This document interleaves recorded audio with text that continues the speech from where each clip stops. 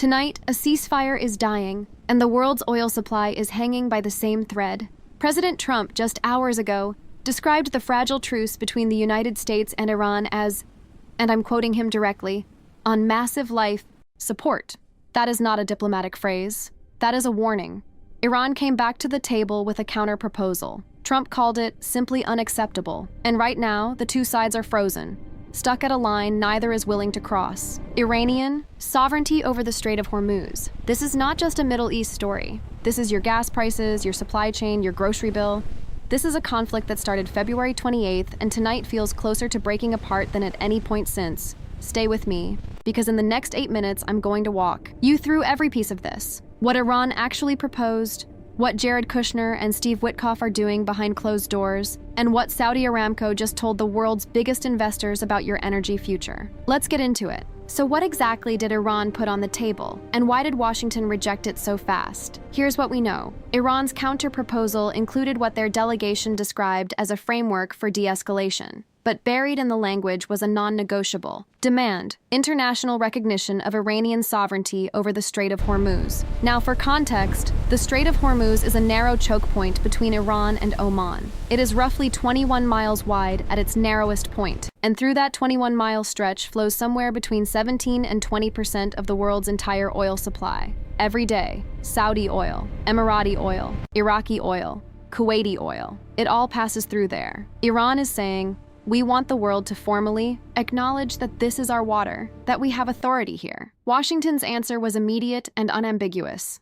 No, the United States has long maintained, under administrations of both parties, that the Strait of Hormuz is an international waterway protected under the freedom of navigation. Giving Tehran sovereignty over it would effectively hand them a permanent off switch for global energy. Trump reportedly called the proposal a non-starter in a closed briefing, and the language "simply unacceptable" followed shortly after in public remarks. So now you have two sides, one demanding legitimacy, one refusing to grant it, and a ceasefire clock ticking between them. But here's what the public statements aren't telling you. Behind closed doors, according to sources close to the negotiations, Steve Witkoff and Jared Kushner have been in direct contact with Iranian officials, working on what's being described as a one-page memorandum of understanding. One page. That's how fragile and stripped down this framework is right now. They're not negotiating a comprehensive nuclear accord. They're not rebuilding the JCPOA. They are trying to get both governments to agree on the barest possible skeleton of a deal, just enough to pull back from the edge. And here is the remarkable part. Sources say this is the closest the two sides have been to any kind of framework since the conflict began on February 28th. Let that sink in. Closer than at any point in almost 3 months of war. And yet tonight, progress appears frozen. Why? Because the Iranian counterproposal, the Hormuz sovereignty demand, essentially blew past the framework Witkoff and Kushner had been carefully constructing. It's as if the negotiators were building a bridge from both sides,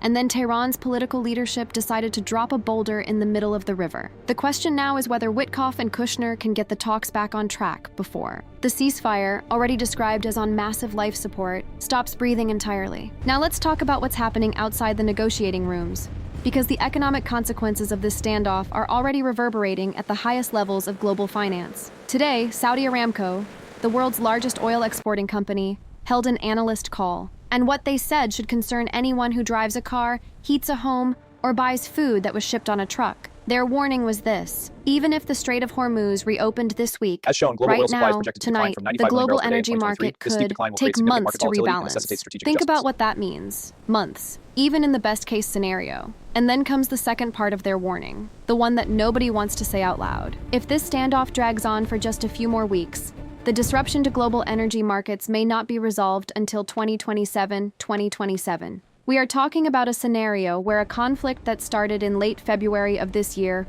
reshapes energy prices, supply chains, and inflation trajectories for the better part of 2 years. The reason is structural. When you shut down a major shipping corridor for an extended period, the ripple effects don't just disappear the moment the corridor reopens. Tankers that were rerouted are now on longer voyages. Contracts were canceled or renegotiated. Refineries adjusted their intake. Insurance premiums on shipping through the region spiked. All of that takes time to unwind.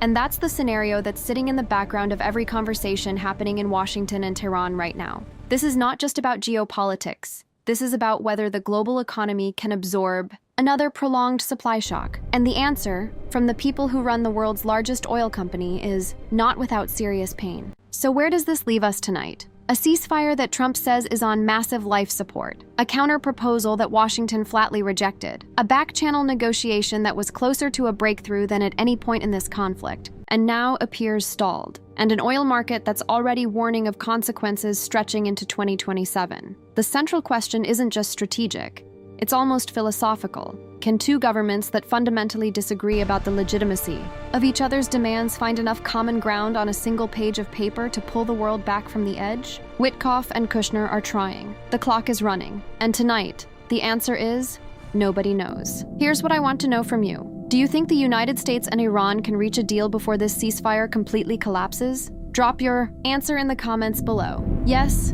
no, or it's already too late. I read every single one. If you want to stay ahead of this story as it develops, new reports are breaking every few hours. Hit subscribe and turn on notifications. I'll be back with an update the moment anything changes. I'm your name. Thank you for watching.